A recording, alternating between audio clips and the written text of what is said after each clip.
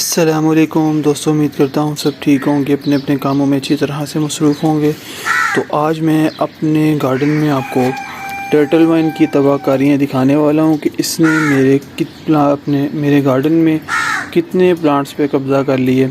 سب سے پہلے یہ ایک پلانٹ ہے میپل پلانٹ، تو اس پوٹ کے اندر اس کے ایک دو جو ہے ٹہنی گر گئی تھی، تو وہاں سے ہی اس نے اپنی گروتھ سٹارٹ کی، اور یہ دیکھ سکتے ہیں ماشاءاللہ فل اس نے اس پوٹ کو بھرا ہوا ہے اور اپنے قبضے میں کر لیے۔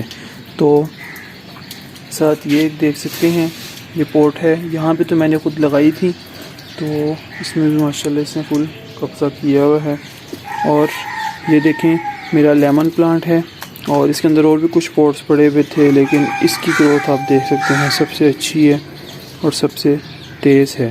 اس میں بھی اس کا ایک لیف گرا، وہاں سے اس کی گروتھ سٹارٹ ہوئی اور اس نے پورے قبضہ کر لیا پوٹ پہ۔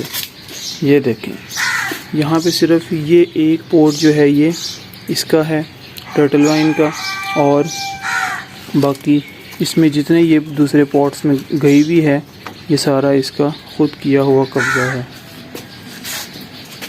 اس طرح میرے گارڈن میں کتنے ہی پوٹس ہیں، یہ تو میں نے خود کٹنگز لگائی تھیں ان پوٹس کے اندر، تو ماشاءاللہ ان کے اندر تو اس کی گروتھ جو ہے وہ اچھی سٹارٹ ہوئی، اور یہ گروتھ ابھی کر بھی رہے ہیں۔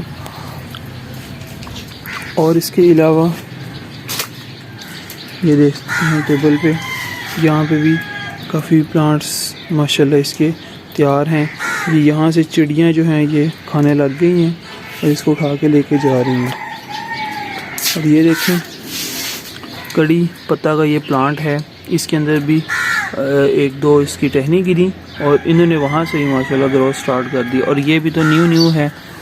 تو یہ آپ دیکھ سکتے ہیں کہ یہاں پہ بھی ایک دو لیف گرے اس کے، اور وہاں سے اس کی گروتھ سٹارٹ ہو رہی ہے، اور بھی یہ سٹارٹنگ پوزیشن میں ہی ہے۔